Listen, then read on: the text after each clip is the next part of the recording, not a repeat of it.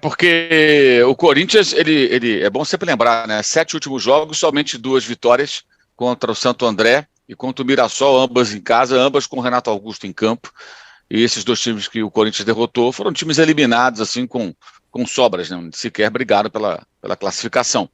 E aí você tem alguns bons momentos contra o Palmeiras, um jogo interessante contra o Santos, mas esse Santos aí também eliminado, não é nenhum Santos tão forte assim.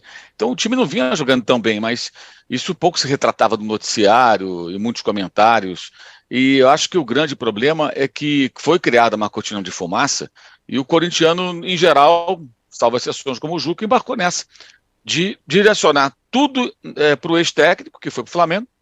Então você vê pessoas que cobrem o clube na rede social, noite de jogo do Flamengo, tarde de jogo do Flamengo, o tempo todo ali tweetando, olha o Vitor Pereira, perdeu, aí tem retrospecto do Vitor Pereira, isso dá engajamento, isso gera benefícios eventuais aí, rede social para um ou para outro, aí os jogadores começam a dar entrevistas falando do cara que já foi embora, acabou.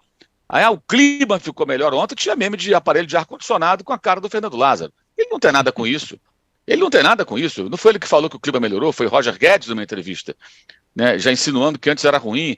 E aí fica uma discussão que eu acho que foi deixada de lado, que é por que alguns jogadores, especialmente jogadores mais cascudos, digamos assim, criticam tanto o Vitor Pereira só em busca de engajamento, que vem naturalmente do torcedor alvinegro que vai embarcar em qualquer onda, né, em sua maioria contra o técnico, pela raiva que ele despertou na torcida do Corinthians e tal, ou porque talvez ele quisesse mexer na estrutura de um time um pouco cansado, né, em alguns setores. Ontem, curiosamente, os 3 que perderam pênalti, além do Cássio ter falhado no gol, os 3, acho que a bola era defensável, chute muito longe, né? O goleiro do naipe dele deveria ter defendido, acho eu. Mas os que perderam o pênalti foram o Fagner, de novo, é a 4ª vez que ele perde pênaltis em cobranças assim. O Gil e o Fábio Santos, que é um ótimo cobrador, né? Que raramente desperdiça, bate geralmente deslocando o goleiro, que perdeu também. Então você vê que os problemas do time, eles... Tudo bem, acho que assim, é uma pré-temporada, você está preparando, mas não se discutiu muito os defeitos da equipe, a dependência do Renato Augusto, isso era falado bastante. Mas, e as transformações que o Lázaro tenta fazer na equipe, que é um time mais agressivo e mais exposto, né? Esse Corinthians não é aquele Corinthians do 1-0, ele se lança mais ao ataque, é mais legal de ver até, mas ainda não tem esse equilíbrio. Normal, gente, é uma pré-temporada, mas isso foi pouco comentado, pouco observado, porque só se falava do português que foi embora do Corinthians e foi parar no Flamengo. Então isso acho que criou realmente uma cortina de fumaça, a história da sogra, aí a brincadeira com a sogra, onde estará a sogra nesse momento?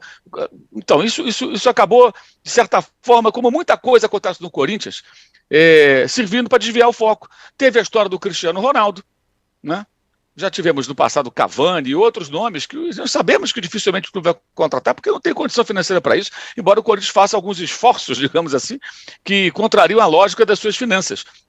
Então, acho que o Corinthians perdeu um tempo aí grande que poderia ter refletido melhor sobre o time, discutido mais os seus próprios problemas, com uma obsessão por um profissional que não ganhou nada no clube, que foi embora e que siga o caminho dele, o Corinthians que siga o seu. Mas não, fica essa coisa voltando em looping, né?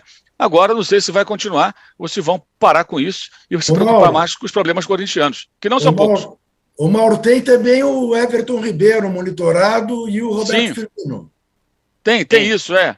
Vira e mexe, é isso que eu chamo de agenda positiva. São Isso, sempre assim, perspectivas de contratações de impacto, mesmo o clube não isso, tendo dinheiro para isso, isso. essas coisas que vão iludindo aí, não, agora nós temos um inimigo comum. Quem? É o Vitor Pereira, o cara foi embora daqui, foi parar no Flamengo. Isso é uma sacanagem, não pode, vamos bater no cara. Tudo bem, eu acho que é compreensível que o torcedor fique com raiva do técnico, é normal, mas os profissionais também, alguns deles, aproveitaram para cutucar o técnico e o time jogando mal, o time jogando menos, o que também acho compreensível. Só acho que vai ser muita maldade se cair em cima do atual técnico, que é um jovem que pegou essa bucha que é pegar um Corinthians com... O Corinthians tem muitas coisas em comum com o Flamengo do Vitor Pereira, que são esses jogadores com muito tempo de casa, que É tem isso. história, que tem título. É difícil Uhum, mexer com esse pessoal, gente. Não é exatamente. fácil. Né? Por que o Firmino está indo embora do Liverpool? Porque a fase dele como titular absoluto passou. Ele já percebeu, o Klopp já o colocou meio de lado desde a outra temporada. Então ele percebe que é hora dele meter o pé e seguir o seu caminho em outro clube. Isso acontece, é normal, ciclos, né, como se diz. E no Corinthians é difícil mexer com esses jogadores.